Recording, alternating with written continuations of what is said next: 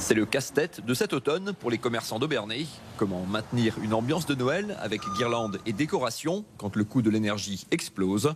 Ici, le débat a eu lieu et a été vite tranché. Réduire un peu, oui, mais supprimer les illuminations était inenvisageable.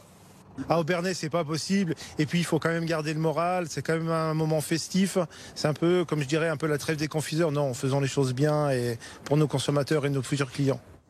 Les illuminations seront néanmoins éteintes plus tôt, à 23 h, et les commerçants sont appelés à faire de même avec leurs vitrines. Certains, comme Alexandre Monterosso, ont aussi choisi d'utiliser des matériaux naturels pour la décoration de leur magasin. C'est un choix orienté sur des matériaux naturels pour privilégier ça et non la production de plastique. Maintenant, c'est sûr qu'on a à cœur de limiter l'éclairage et de mettre du naturel, de mettre de la couleur par des feuilles, par des branches peintes. À Célestat, les commerçants sont aussi en plein préparatif. Ici, les guirlandes seront éteintes dès 22 h. Les sapins dans la rue seront en pot et donc réutilisables.